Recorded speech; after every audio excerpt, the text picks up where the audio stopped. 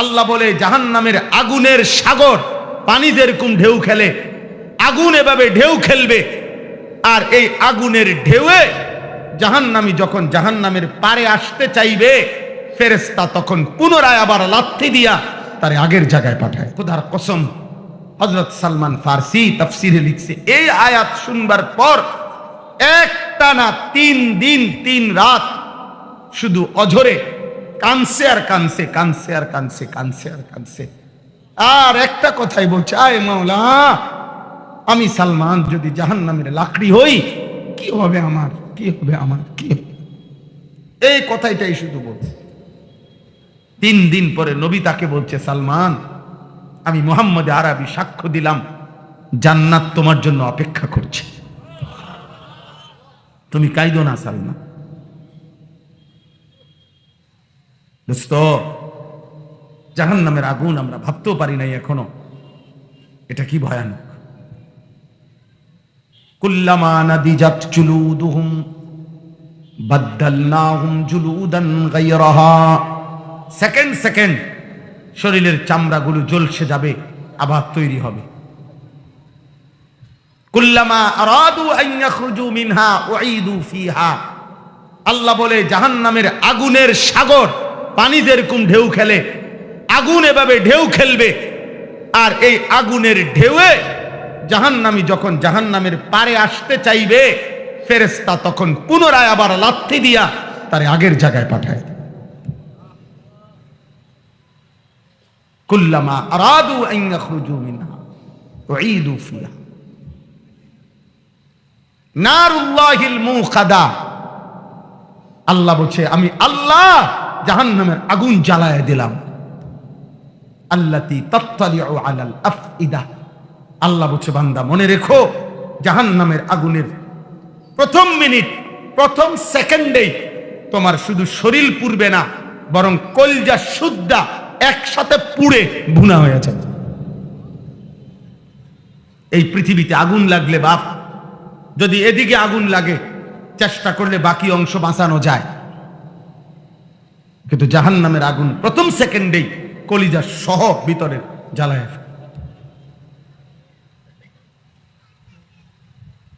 এই জন্য কিশোর নওজোয়ান, তুমি খামখেয়ালি করো না, তুমি খামখেয়ালি করো, তুমি আল্লাহর বাঁধন থেকে ছুটতে পারবা না। তুমি মনে করো না এই যৌবন শেষ, তুমি মনে করো না এই হায়াত শেষ, তুমি মনে করো না বাবা কিছু বলে না দেখা আল্লাহ বলবে না, তুমি ভেবো না এই সমাজের কেউ তোমারে ফিরায় নাই দেখা আল্লাহ তোমারে ছেড়ে দিবে। না আব্বা, এমনটা না। আল্লাহ বলছেন আমি ছাড়বো না বান্দা, আমি ছাড়বো না। আমি আমার জাররা জাররা বিন্দু বিন্দু পরিমাণ আমি প্রত্যেকটা নিয়ামতের আমি যা দিয়েছি তার হিসাব নেই। সুম্মা লাতুসআলুন্না ইয়াওমাইদিন আনিন নাঈম, একটা একটা নিয়ামতের আমি হিসাব নেব। হাদিসের মধ্যে আছে, তাফসীরে আছে, 3 দিন ক্ষুধার্ত থাকার পরে, এই আয়াতের তাফসীরে আছে হযরত ওমর, আবু বকর এবং নবীজি সাল্লাল্লাহু আলাইহি ওয়াসাল্লাম 3 দিন ক্ষুধার্ত থাকার পরে 2টা বা 3টা খেজুর খাইছেন আর একটু পানি পান করছেন।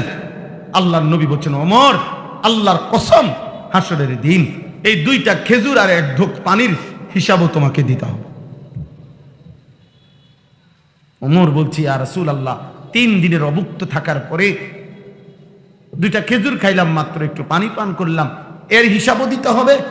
আল্লাহর নবী বলেন, ওয়াল্লাহি লা তুসআলু আন হাদান নাঈম, আল্লাহর কসম এই নিয়ামতের হিসাব দিতে হবে। তাইলে তুমি বলো বাপ, মাথা ব্যথা ছিল কতদিন, সুস্থ ছিল কতদিন,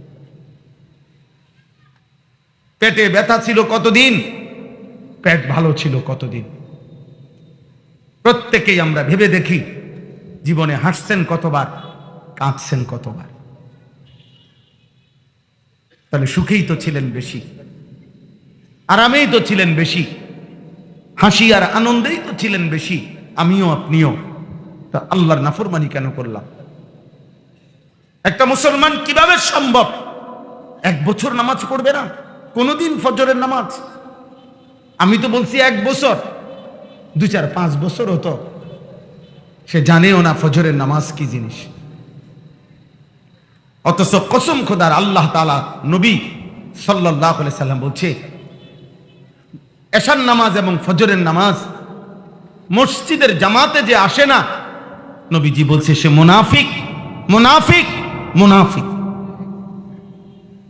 লা ইয়াশহাদুহুমা মুনাফিকুন। নবীজি বলছে এশা এবং ফজরের নামাজে আসে না মুনাফিক। কে আসে না?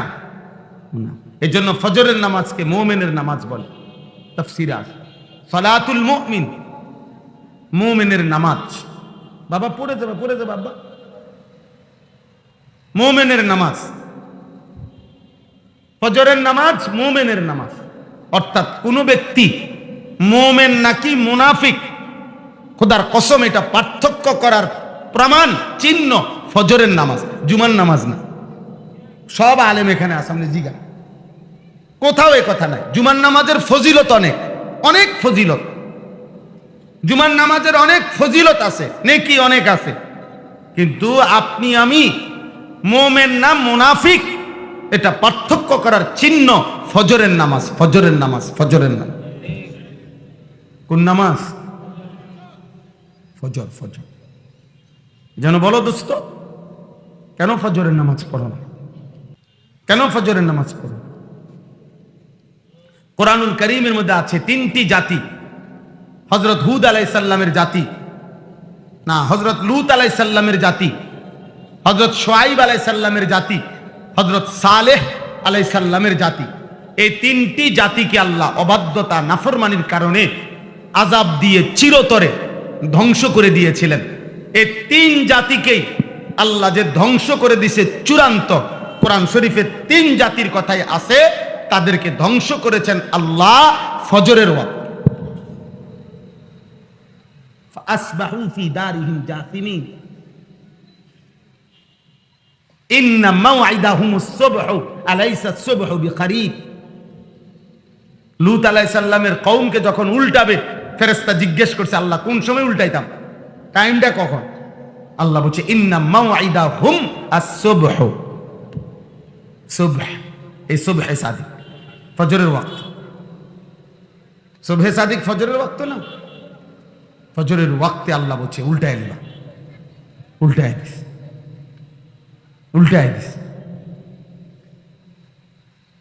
কওমে সামুদ উল্টায় দিছে, কওমে শুআইব উল্টায় দিছে, ধ্বংস করে দিছে ফেরেশতার বিকট চিৎকার দিয়ে শেষ করে দিছে। ফজরের ওয়াক্ত আমাদের নবী সাল্লাল্লাহু আলাইহি সাল্লাম বলছেন ফজরের ওয়াক্তে সারা রাত আল্লাহর জমিনে যত ফেরেশতা পাহারাদারি করে, তারা ফজরের নামাজ পড়ে আসমানে ফিরে যায়। আর সারা দিন যারা ডিউটি করবে তারাও আসমান থেকে আইসা ফজরের ওয়াক্তে জামাতে শামিল হয়। এজন্য নবীজি বলছে তাজতামিউ মালাইকাতুল লাইল ওয়া মালাইকাতুন নাহার ফিল ফজর। ফজরের ওয়াক্তে সারা রাত্রের ফেরেশতা, সারা দিনের ফেরেশতা এবং মুমিন মুত্তাকি আল্লাহর প্রিয় বান্দা একসাথে হয়। এজন্য যারা ফজরের নামাজ পড়ে না, তো রাত্রের ফেরেশতারা যাওয়ার সময় বলে তোর উপরে আল্লাহর লানত, তোরে সারা রাত পাহারা দিলাম বেঈমান, তুই আমার মালিকের ফজরের সেজদা দিলি না। আর সারা দিন যারা ফেরেশতা পাহারাদারি করবে তারাও আয়েশা বলে তোর উপরে আল্লাহর লানত, তোরে কি পাহারাদারি করমু, তুই বেঈমান, তো এখনো ফজরের জন্যই উঠলি না। এজন্য যুবক মনে রেখো, ফজরের নামাজ যে পড়ে না তোর উপরে আল্লাহর লানত, সমস্ত ফেরেশতার লানত।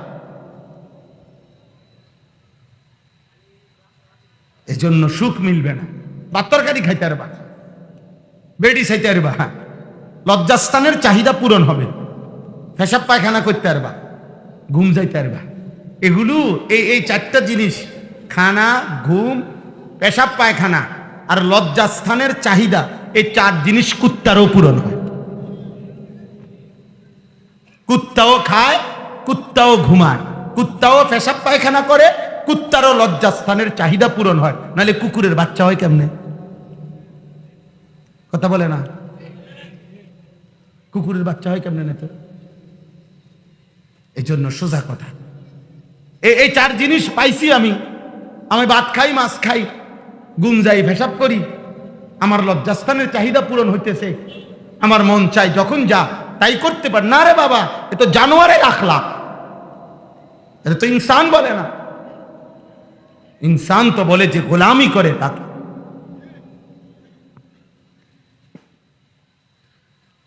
যে তার মালিককে চেনে তাকে ইনসান বলে,